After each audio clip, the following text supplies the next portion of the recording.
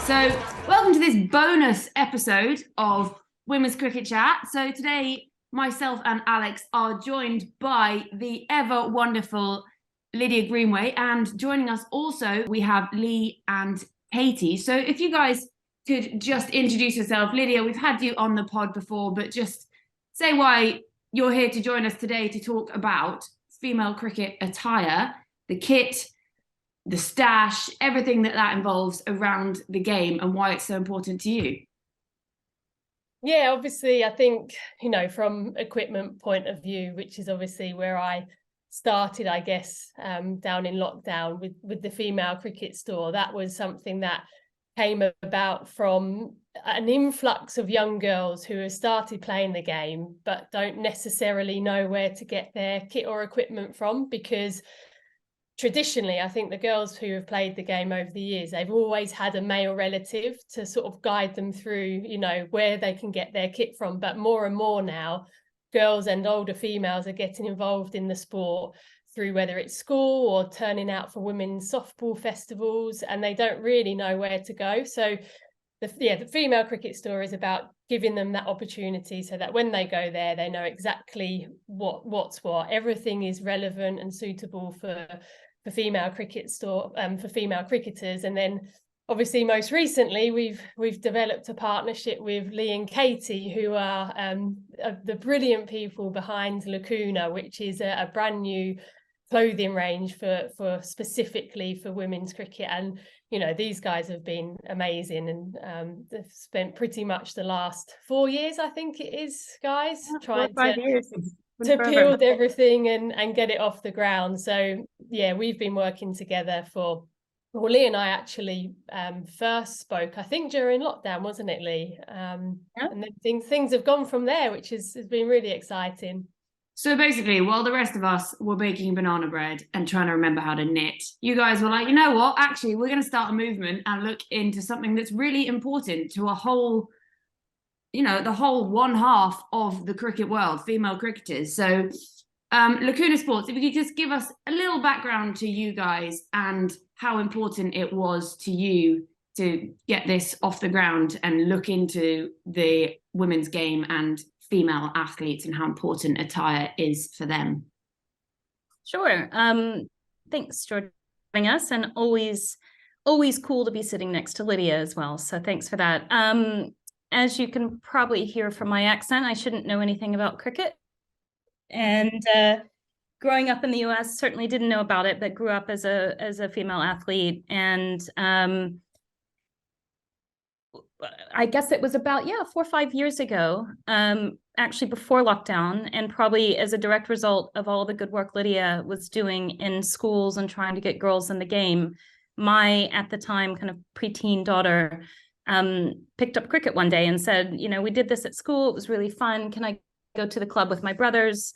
And she went, and a lot of the other girls doing lots of sport like Caroline were there. And so it seemed like there was a bit of something going on.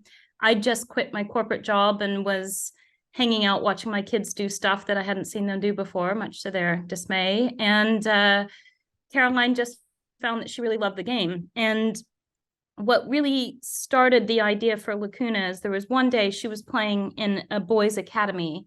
She's probably about 12 at the time. And there'd been an England bowler who was there saying, Caroline, you got to get in there. Don't worry about the boys. Just smash it. Who cares? And she was feeling pretty pumped up and was about to go into bat. And they said, you need to go put your box in. And she was like, box? Like, I don't have, picture a 12-year-old girl in front of a bunch of boys she half fans.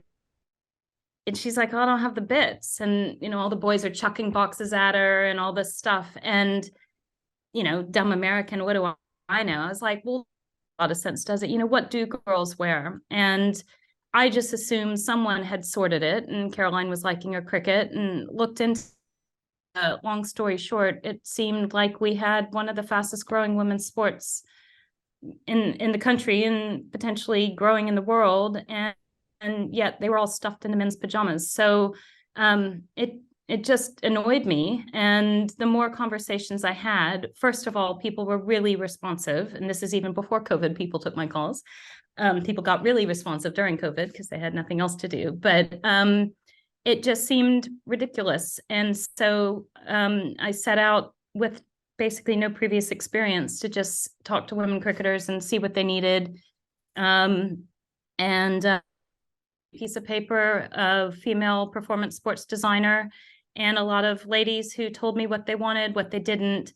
And along the way, luckily, I have Katie here, who was just a dear friend from the side of the pitches. Her daughters play.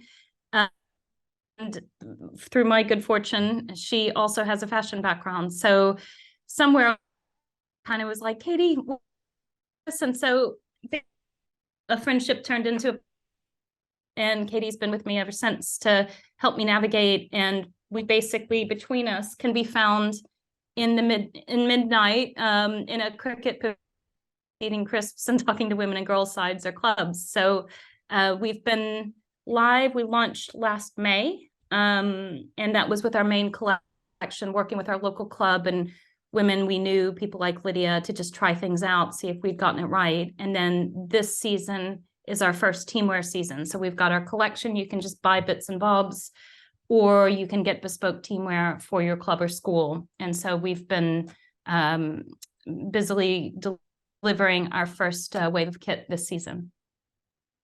Well, that's mega exciting. On the box front, so a funny story for everyone. When I was really young, I looked at a box. I have an older brother. Luckily, before I tell this story, it was new, fresh out of the packet. I definitely thought it was a gas mask.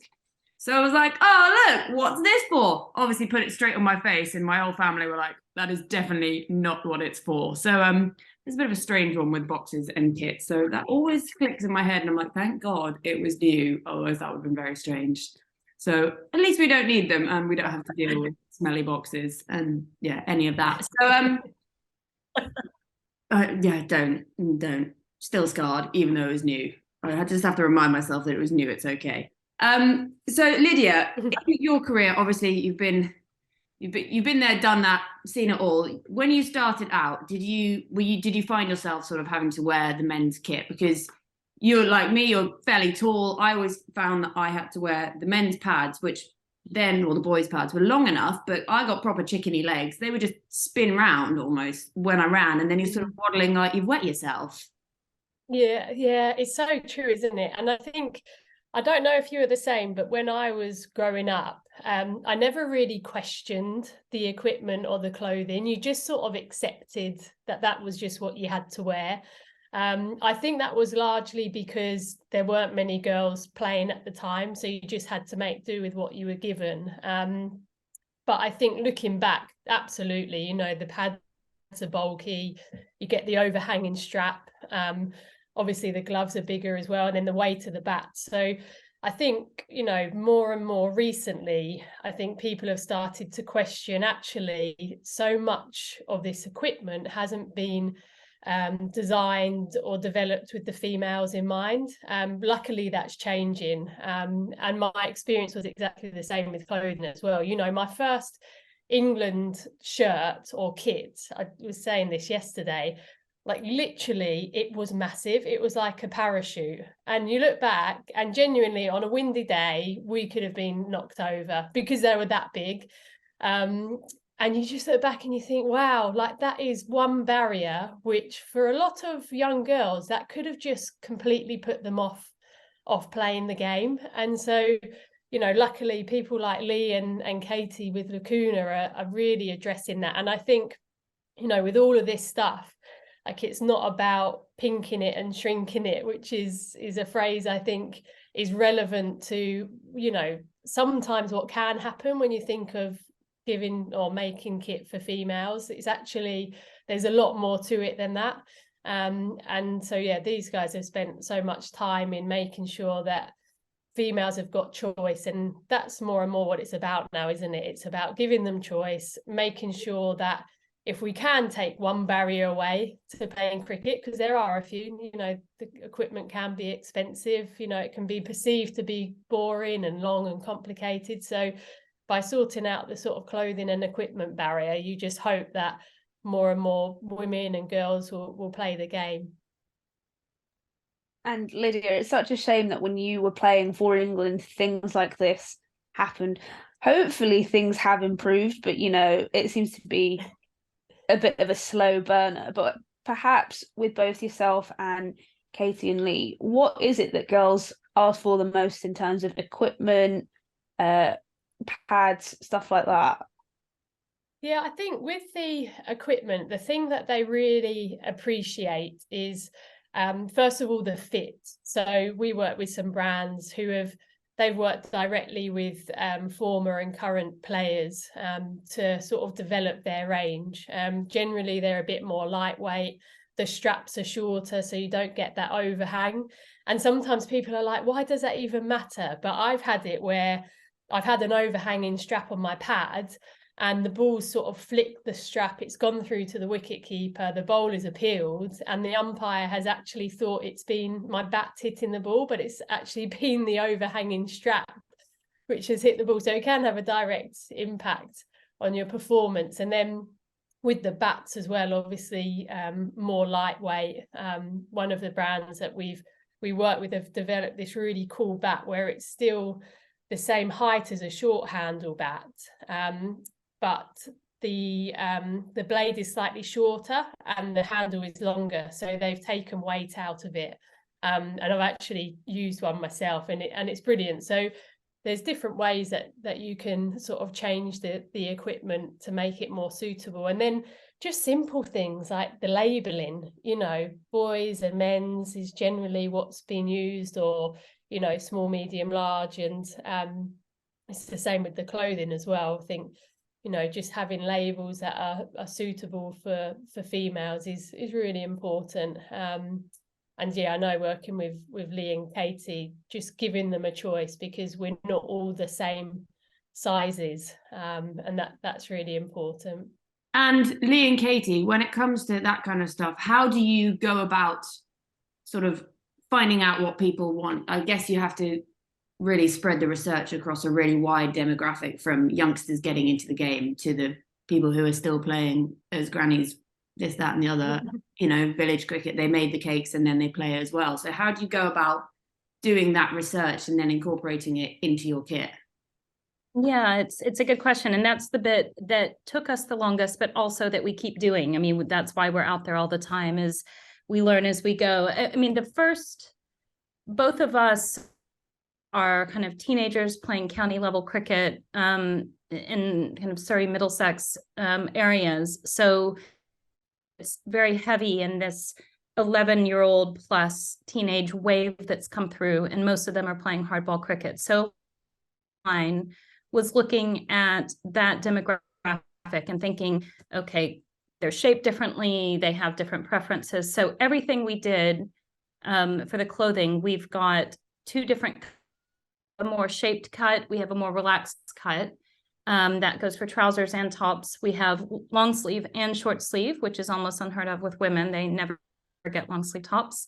And then we have period pants. We have all sorts of other little bits that enable a woman to play. It's even little things like, one of the first clubs we talked to was Hempstead, and they said, I want zippers, but I want zippers that don't make my hips look big. Or then others who said, when I'm playing county, I need to put my thigh pads in my trousers, but I don't want to look like a clown, nor do I want to be stuffed in later. So allowing trousers that are shaped for different body styles, but that can accommodate pads. Also, the number one, every fabric decision, it can't be transparent. It has to actually drape well on a woman's body. We've done, everything is made in Europe. In our collection, it's sustainable, beautiful materials. In our teamwear, it's sublimated, but still really high quality Italian recycled fabrics. Everything's been made with the function of the game, what's needed for the game, but also how it can still look good on your body. So that's been critical. We learned, back to the demographic of our girls, what we didn't know, being where we are. Once we started getting out talking to clubs, we weren't even aware of this older group of women just coming to softball cricket. We kind of figured softball cricket was maybe some fit mums around who'd played sport before, or some post-uni ladies, we have found a totally new demographic of women who may have never even been that active before getting out and playing. And one thing we had to pivot really quickly on is, if we are saying we want every single woman on the pitch to feel on there, that they look like a team but feel comfortable, we realized we didn't have all the right sizing. So we've added additional products and sizes to make sure that from the littlest string bean 12-year-old to a maybe 60-year-old, they can rock up on the same pitch, look like a team, be in the same colored kit and the same everything, but they don't feel stuck that they're wearing a bag. I think, Katie, I don't know, I mean, from your background and expertise, you're always thinking of something better than, I don't know if you have on that. Well, we're really lucky that we are tiny. We're just us. We've got a wonderful designer and a product developer and a graphics person, so we can move really quickly. And I think that's one of our huge advantages. We're also really open to listening. So as soon as somebody says, another thing we found with the county players is they have to wear their pads underneath. And often girls say, oh, but there's not a changing room and I don't have anywhere and I've got to quickly take my trousers down to put my pads under. Well, a girl doesn't want to just drop their trousers. So we've designed a pair of white knit shorts to go underneath your trousers. So, you can drop your trousers and put your pads on. And these are all things we've learned from speaking to people who play the game and being totally open. As Leigh said, we started with the fairly shaped trouser, thinking, women want, women have boobs, they have hips, they, want to have clothes that actually fit. And then finding actually there's a lot of long, lean girls that also can't go into men's trousers. So then quickly, let's do another style that will accommodate that shape. So I think it's just, we have this desire to keep girls playing, and whatever it takes, we'll adapt. And sort of, we also had someone the other day that said, I'd quite like a t-shirt. I don't really like a collar when I play. So our designer's quickly working on a t-shirt shape. Or someone says, I want a really relaxed hoodie that I can wear to the games. So we're trying to be as robust and sort of quick as we possibly can to incorporate pieces into our range to allow girls and women to say, I've actually got a choice and I've been able to get something that really suits my game. It's helped us. I wanted to pick up on something that you'd said, Leigh, that you're very conscious about using sustainable materials for your clothing, which I think is an absolutely phenomenal and brilliant thing to do. Especially, like, we're always talking about sustainability and how to make things better. I just wanted to know, when you were sort of thinking about it, was that always in the back of your mind to make sure that Lacuna is as sustainable as possible? Yeah, well, after I failed the banana bread test and COVID and needed a few more hobbies, I actually took a course with the British Association of Sustainability in Sport. So this is at the very beginning of my thoughts on Lacuna. And I just wanted to understand, I was thinking, if I'm going to make a clothing line, the last thing I'm going to do is put more rubbish into the world. And so I just wanted to educate myself. And ironically, most of the guys at Basis come from cricket. And so I had a lot of exposure into the world of cricket through the lens of sustainability. And they had written a really interesting paper called Hit for Six, and it's about the impact of climate change on cricket in particular. And if you look at particularly sublimated kit, and yes, we're making it, I'll come back to that, but most cricket wear is cheap polyester. They've tried to do some research to find out what happens to it. It's probably in everyone's garden shed. You can't, the minute it's been sublimated or it's had logos put on or whatever, you can't recycle it. And there's not as much upcycling in the sport. So although it's been nice to see colored kit come in, the minute you sublimate it, you can't do anything with it. So it was one of those things very early on that I just thought, if the game is burning up, literally, I need to make sure I'm circular. I need to make sure that my number one goal is to produce what women need. But if I'm making it, I need to make it well. I need to make it to me. And I need to make it circular. So what we've done, where we do have to sublimate for teams, is we're using, again, European our recycled polyester. We're using factories that are using the best practices. And then we also are working with charities that we can upcycle at the end. If you go to a club, you high quality kit that has been made of recycled materials and that will last. And then we've also treated it with antibacterial, which makes it not get stinky fast. But we will also work, if you want us to take your old kit and get that to a new team, or you want it to go back into the world someplace else, it's something that we really believe in. And then in our collection, we have a little bit more luxury to use really cool cutting edge performance materials. And those are a little bit more expensive, but those are absolutely certified to the hilt. And so it just felt right. And again, I think we're lucky, as Katie said, because it's just us and because we're new, we're not living with the legacy of expected margins or cost bases that a lot of the big brands have. And so that's just something that we're always learning. We tried to do everything without hang tags and without labels. And we kind of thought, okay, that didn't really work. If we're selling in Europe, we have to have labels according to EU standards. So we're always kind of learning and adapting, but it's all started with the principle of try to keep it as sustainable as possible and keep our practices as circular as possible, which is why you see us in our tootling around the country in our little electric car. So, we try to do everything consciously. And I think also it's just important that then it doesn't just sit in the attic in your house for the next however many years. I think I have stash from when I was like 14 that is in the loft at my mum's house. Just give it to us, Georgie. We'll take care of it. Or like, honestly, if you want it, it's probably really man-sized, 14 years ago. It's the proper old school man-sized stuff. I could model it for you sometimes. You have to roll over the top like 100 times, even though I'm really tall. But yeah, it was fun. And then you have this sort of bulge, like when someone's rolled up their school skirt. I don't know if you ever did that. Don't know why we did that at my boarding school. Don't know who was looking, but we did it anyway. And Lydia, I just wanted to touch on a bit about equipment rather than necessarily clothing. We've seen quite a lot of it in football lately. We've seen a lot of ACL injuries, and people talk about the boots are made for men. Like when you go and try and find a pair of boots, I got big man feet. I'm a size 9, so I have to buy men's boots regardless. Is that something that you're also really focused on? We look at bats and their weight and their size, but then pads and then footwear as well as the clothing to sort of prevent injury.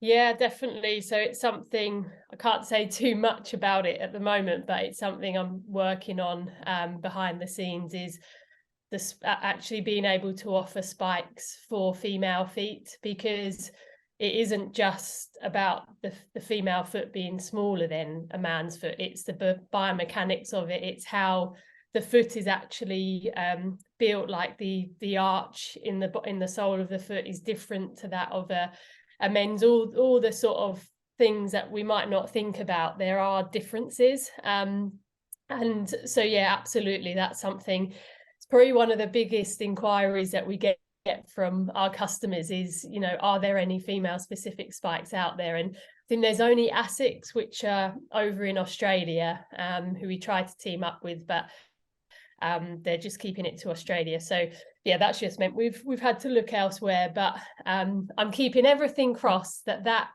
problem at the moment will be solved very soon, because it's important, isn't it? I think you speak to people like Izzy Wong or Catherine Brunt, the amount of force that goes through that front foot on their landing is phenomenal. So if you haven't got the right protection around your ankles, I can't remember when I was playing, I ruptured the ligaments in both my ankles.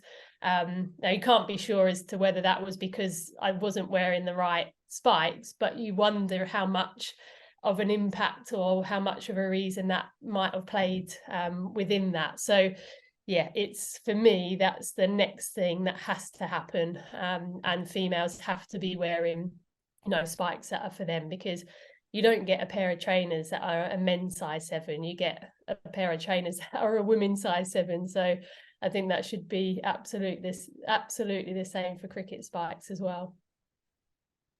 Yeah, we actually had a instance like this on Twitter a few weeks back. I don't know if you saw it. There was a girl, I think she was between the ages of 13 to 15. She wanted to play cricket, but she just couldn't find spikes. So she put out like a call on Twitter to see if anyone could. Someone actually, I think they said like the female cricket store, someone said painter, but it is such an issue for female cricketers that there isn't equipment available. And I know you guys, both of you, are doing a phenomenal job in, curbing that market and making it more fairer for female cricketers. So I commend you both on that, really.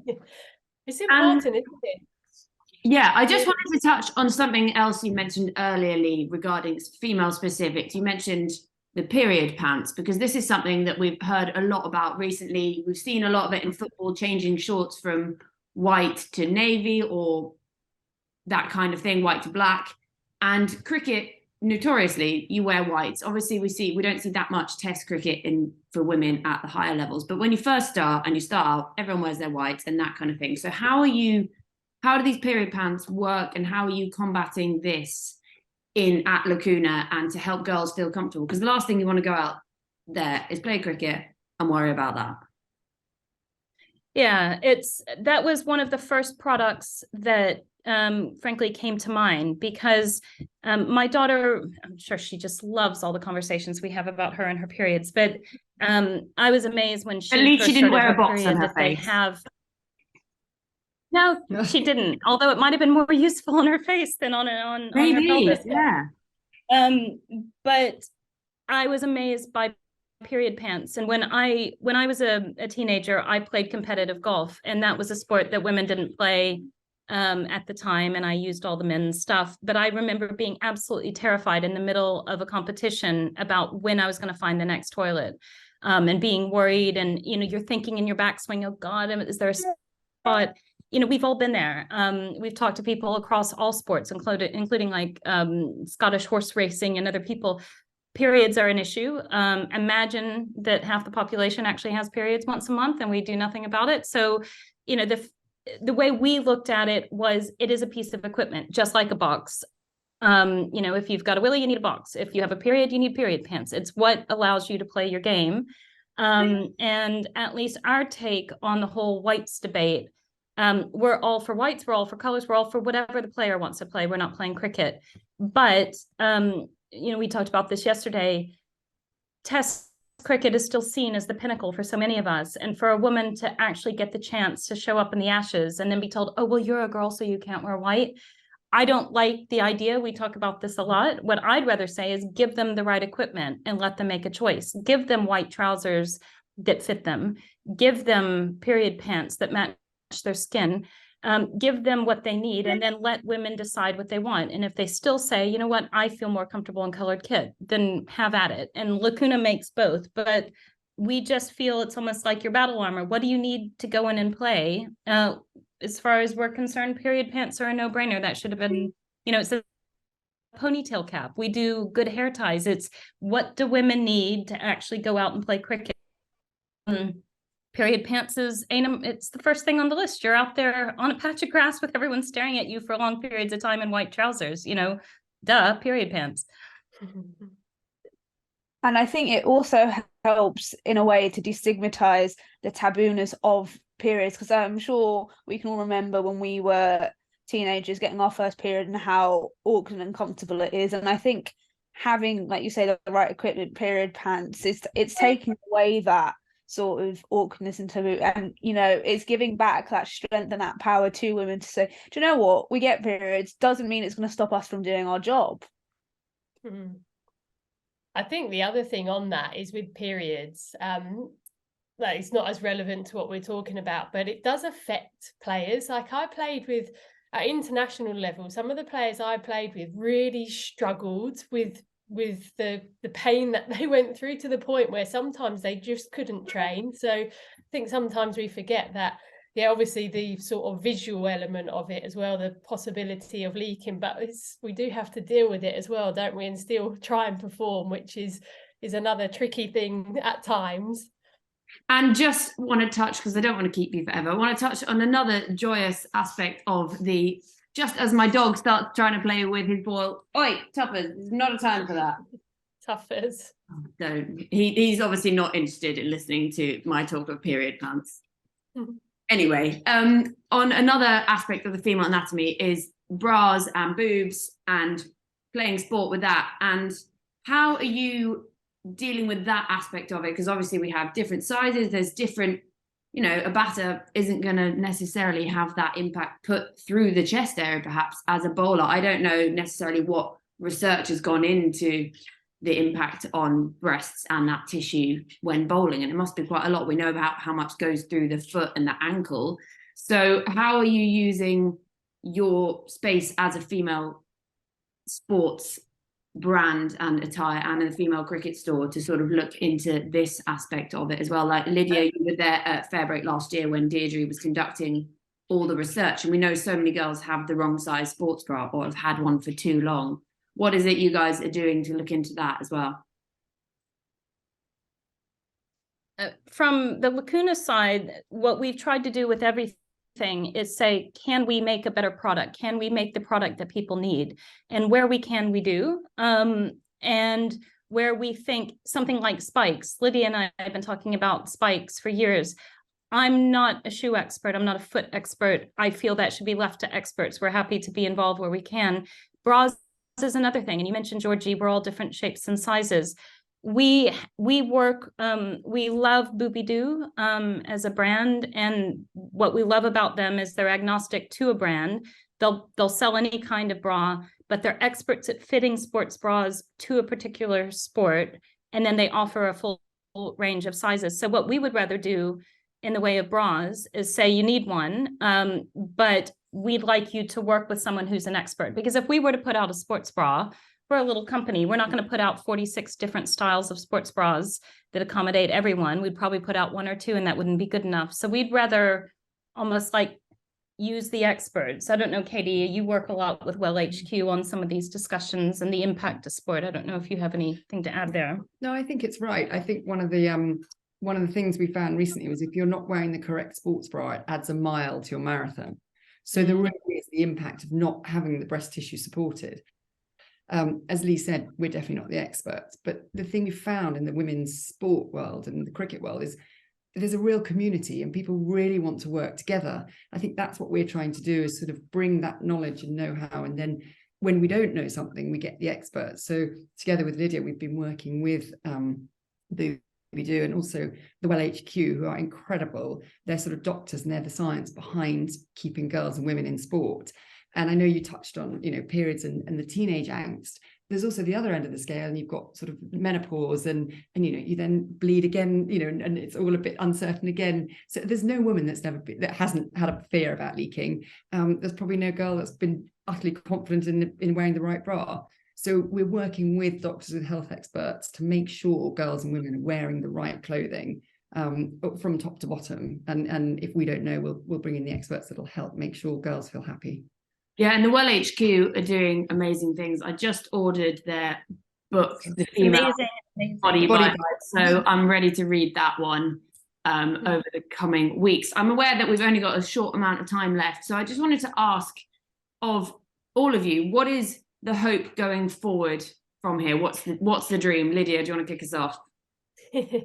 Yeah, absolutely. I think, well, based on our conversation, I think spikes, I think for the female cricket store, for us, it's about trying to find a good partner who have developed some really good spikes. Obviously with clothing, we're ticked off because we've got obviously Katie and Leigh and Lacuna. So yeah, I think for me, that will be in this space, definitely the next step for us in terms of what we're able to offer. Because yeah, it's very important that females have shoes that fit them. I think for me, if I take a more ethereal path, my dream is that we're not talking about this stuff in a few years, that women actually pick up a sport, and when they go and get their bat or their ball or their racket or whatever, they also are getting clothing that's meant for their body and their sport, and they can pick what they want and they're happy with it and it fits their body. So that'd be my dream. Katie, do you have a dream? Well, my dream is based on this what I entered into as helping a friend out has become an absolute passion drive. I love it. I've met people like Lacuna, Georgie and Alex, you've had us, thank you. It's become such a dream. What terrifies me is these numbers of girls dropping out of sport. And I never knew I'd become so invested in trying to keep girls doing things that I loved as a child and have always loved, and had supportive parents, didn't feel like I had as many barriers that a lot of people have today, whether it's race, whether it's society, whether it's diversity, whether it's not having a role model, whether it's obviously kit and clothing. And the numbers are just terrifying. And sport gives you so much. So if we can be a small part of helping people, girls stay in sport, we'll feel happy. And I suppose one thing from me is, what can we as a podcast and our platform do to help you guys in the work that you're doing to get your voice out there? Just how can we be better advocates and allies for you guys? I think you're already doing it. It's things like this. It's all the women you talk to and normalizing and promoting the amazing athletes we have. I mean, the one thing I'd say is, imagine a world where we haven't had all these barriers and you had to be brave enough to play. Imagine the kind of female talent that would have stayed in sport. Imagine how good we'll be in a decade if women just get to play. But I'd say keep doing what you're doing and get people pumped up to watch women playing sport, and then we're halfway there.